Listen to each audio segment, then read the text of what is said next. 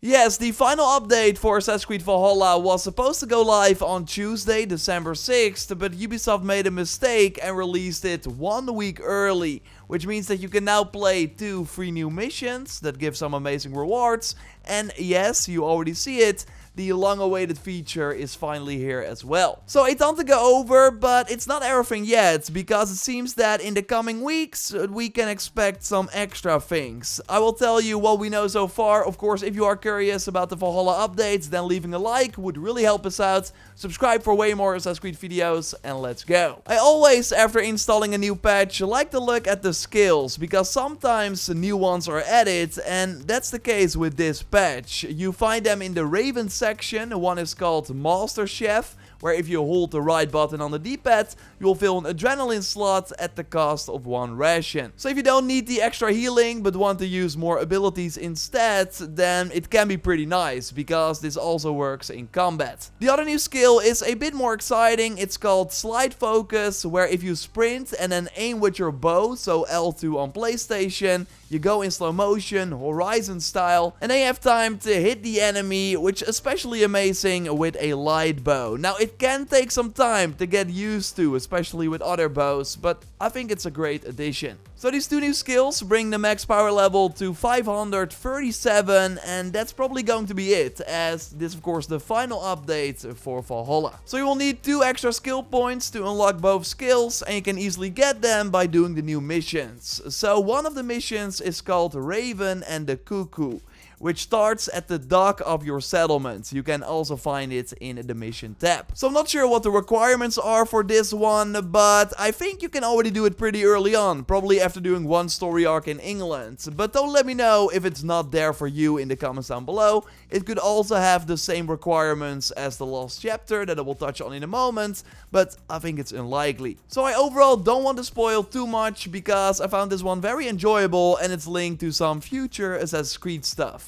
So for this, you need to infiltrate a camp, and you can do it either the stealth way or the aggressive way. That's all I will say. And even when you get spotted, just like return to stealth, and you can continue the stealth way. And you can also save before doing the mission and then play through it again to go for the different option. Although don't expect too much of a change. And by doing either option, it doesn't matter. You get the amazing Mentor of Alamut armor set, which is immediately one of my favorite looking sets in the game. I'm kinda getting Assassin's Creed Rogue vibes in terms of the color scheme, but this set is of course named after the Hidden One's stronghold that is still being built during Mirage, but that we can already explore with Basim during the opening part of that game. Really looking forward to that, of course. But yeah, going back to Valhalla, because it also has a mask that fits the set really well, and while it says that it has like an extra look when you upgrade it, it sadly remains the same. The perks are also really bad, and again, I'm happy that we got it. It looks amazing, but now I also wish that we had New Game Plus, so we could get way more use out of this outfit. And yes, by going into the options and then the gameplay, we find the hood always on function under the difficulty. So yes, by turning this on, you always get to keep your hood up when engaging in a fight. How it works is that if you select the regular cloak feature, you will have the cape with the hood,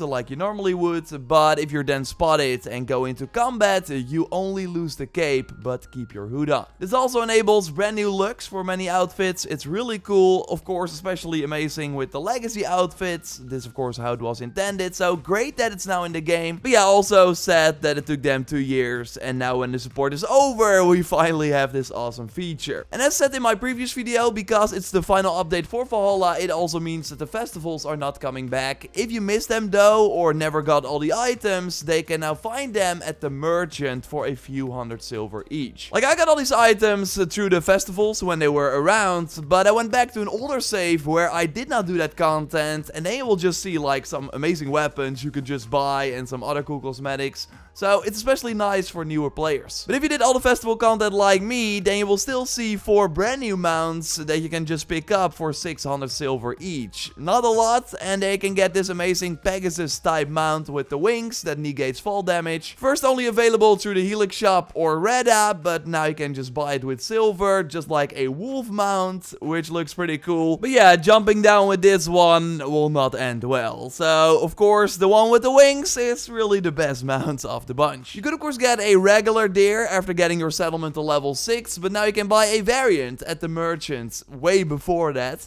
which looks nice as well, and there's a horse with some red war paint too. So these were already leaked, but I'm not sure we knew about the bird skin you can now get for 660 silver.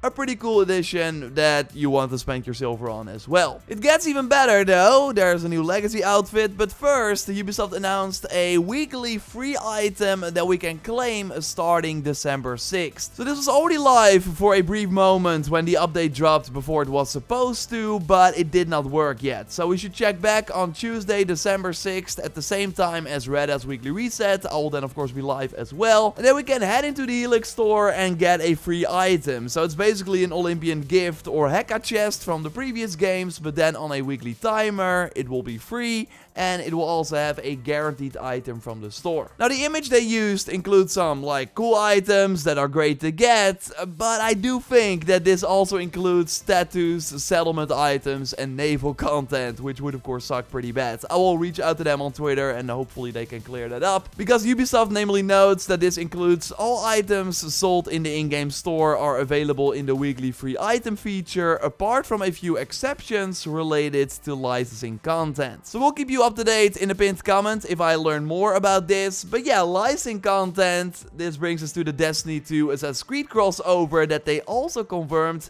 So these items cannot show up in this new weekly chest thing, and likely not at Reda either, but will be available for purchase on December 6th. On that day we can expect a Lord Shaxx and Saint 14 item pack, so with their armor set and mount and bird skin. And there will also be a separate weapon pack with 4 weapons with their unique spin on Destiny's iconic subclasses, each with their own gameplay perks and custom effects. Like running around as Lord Shaxx will be crazy for sure, but we've seen that before. We had the steampunk outfit in Valhalla as well, and I would argue that we've seen crazier crossovers. I would like to remind you of the Chocomel in Origins with Final Fantasy 15. Now I will of course highlight these new items here on the channel when they go live, and Destiny 2 will of course get Assassin's Creed items on the same day as well, and yeah, we might want to check them out too. Well, if you are not a fan of the over-the-top stuff, but like your AC stuff, then you want to go into the game on December 21st. That's of course the day that Desmond sacrificed himself. Ubisoft wants to celebrate that with the young Ezio Legacy outfit. They shared some gameplay in their video too.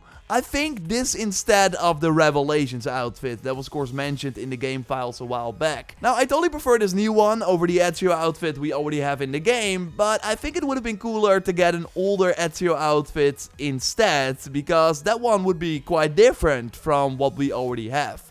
Still though, cool that they are adding this on Ubisoft Connect December 21st. And that will probably be the final free thing they will release, because this update brings the end of Eivor's journey with the last chapter. So in order to play this free content, you need to have completed every main mission in the game, the full order menu, and also your settlement has to be level 5. And you need to have built the Jomsviking building. Then when booting up the game, you will get a pop-up saying that this Last Goodbyes mission is available, and you will also find it under the Ravenstorp tab in the quest menu. So to start this, we want to head to the other side of the docks, and worth noting is that this cutscene is also slightly different depending on if you play male or female Eivor. So once again, it might be worth it to save before it, so you can see both of them. Now again, no spoilers, but I do want to share how you can easily follow this quest, as there are 5 data corrupted photos added to your quest items that will tell you where you need to go. So one is near the Hidden Ones Bureau in your settlement,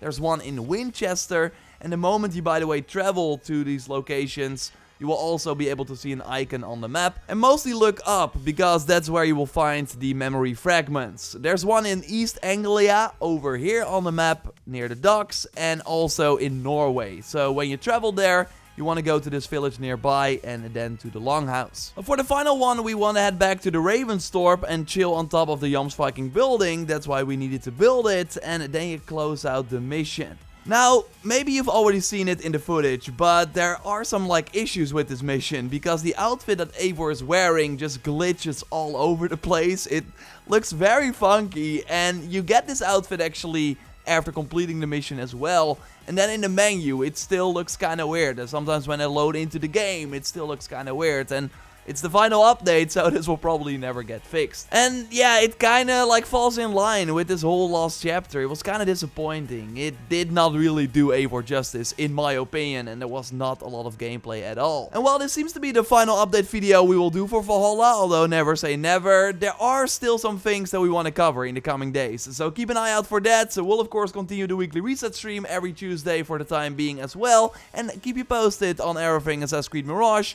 and then Red after that. So subscribe if you haven't already, a like on the video would really help me out, and totally check out that stream if you want to of my playthrough of the free new content, including the shared history, which I actually liked a bit more.